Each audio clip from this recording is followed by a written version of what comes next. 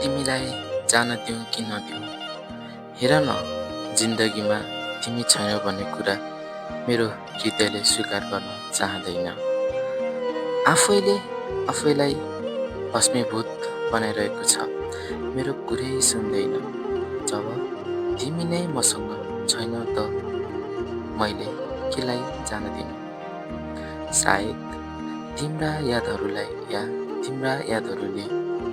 जगटेको मलाई मेरो डायरी र कलमले अझै तिम्रो नाम भुलेका छैनन्।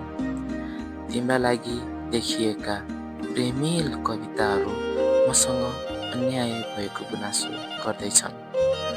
म भित्र ठुलो अन्तर्युद्ध विकसित भएको छ। यो महायुद्ध हो। तिमीले बिगुल बजाएर मलाई मसँगै लड्न छाडेकी छौ।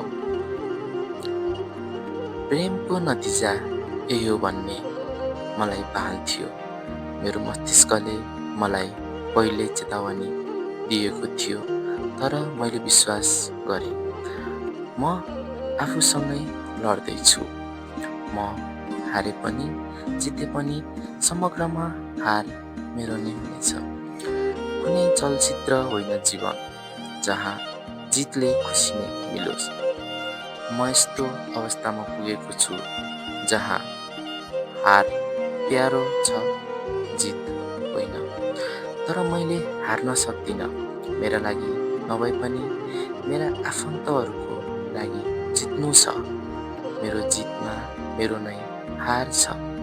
म तिम्रा यादहरूलाई सम्हालेर हृदयको कुनामा सजाउन चाहन्छु र प्रत्येक रात भक्कान छोडेर रुन चाहन्छु। मलाई तिम्रो व्यसन प्यारो लाग्छ, तिम्रो आवाज प्यारो लाग्छ। मैले गुलाब टिपेर तिम्रो चुम्पोमा सजाएको थिएँ। अहिले त म आफूलाई त्यस गुलाबको अपराधी भएको महसुस हुन्छ। ओठलाई छाडेको भए उसले आएको ओठकोले समग्र बगैँचाको सुन्दरता बढाउँथ्यो। गुलाबले पनि मलाई काँडाले खोजेर पहिले सावधान गराएको थियो। उसले भनेको थियो, मैले खोजेको काम त 2 दिनमै निको हुन्छ, तर यो गुलाब र प्रेमको कारण जुन आघात पर्छ त्यो निकै हुन हजारौं जिन्दगी पनि हुन्छ। यो युद्ध जित्नु छ, आफ्नो लागि र आफन्तहरूको लागि पनि। तिम्रा तिता मिठा सबै यादहरू पोखो पारेर कतै मिल्काउनु छ। फेरि कहिल्यै नभेट्ने गरी भोलि आजसँग अपरिचित भए जाने हुन्छ।